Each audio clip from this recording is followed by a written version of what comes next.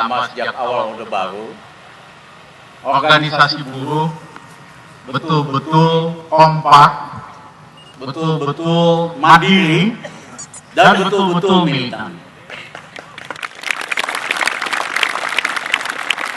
Belum pernah.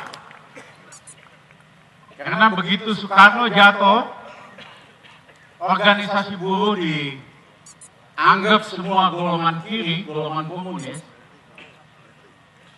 organisasinya dihancurkan, dibangun organisasi buruh yang jenggot,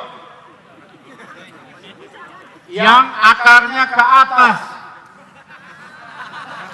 loyalnya ke atas, tapi ke bawah nggak ada akar sama sekali. Memang dengan sengaja Orde Baru menghancurkan organisasi buruh. Barulah setelah reformasi, mula-mula banyak organisasi buruh, ratusan. Banyak juga yang cuma petualang. Tapi akhirnya nongol, muncul organisasi buruh yang betul-betul bekerja untuk buruh.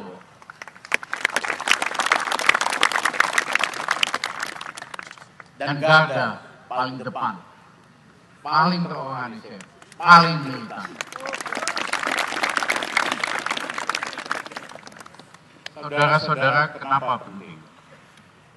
Kenapa sih penting organisasi buruh? Satu, tentu buat buruh sendiri.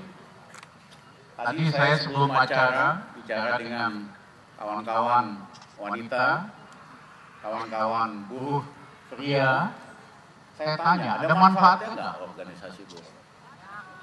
Ada manfaatnya tidak organisasi buruh? Ada. Kawan-kawan jadi mengerti haknya, tahu tanggung jawabnya, dan yang ketiga, kalau ada ketidakadilan, bisa rame-rame, kompak untuk melawan ketidakadilan. Betul? Nah, kalau tidak ada organisasi buruh yang kuat, maka yang dominan, yang berkuasa, yang menarik keuntungan sebesar-besarnya hanya pemilik modal. Perlu ada organisasi buruh supaya ada imbangan, supaya hasil pembangunan, hasil keuntungan itu tidak hanya dinikmati oleh pemilik modal, tapi juga oleh pekerja, oleh rakyat Indonesia. Nah, selama ini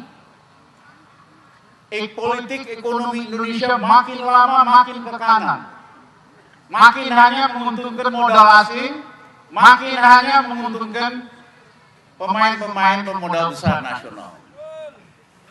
Ini kita harus tarik ke tengah, kembalikan ke Undang-Undang Dasar dan Konstitusi Indonesia.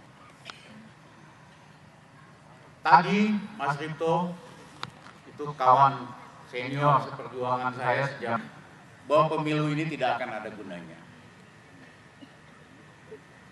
Kenapa?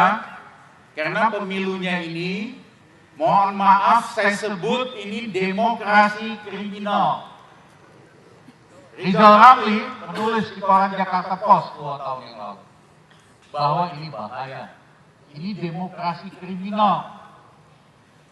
Buktinya apa?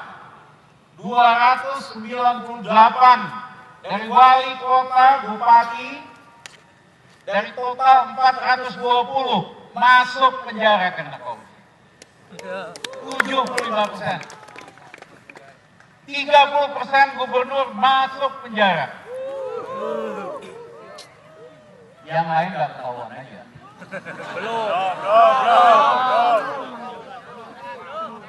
Jadi demokrasi kita ini bijak oleh yang punya uang, yang menikmati kebanyakan politisi dan partai politik.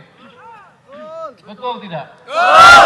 Dan rakyat kita nyaris tidak dapat apa-apa. Saya ucapkan selamat di media kepada Presiden SBY karena berhasil meningkatkan hutang Indonesia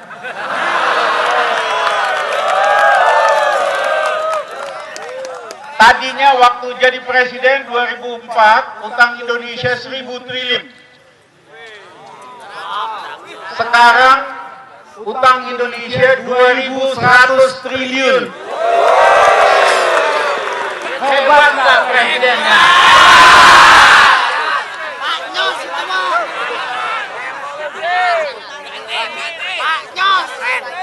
Tanya tambah banyak. Bulu aja nggak berani utang KSB.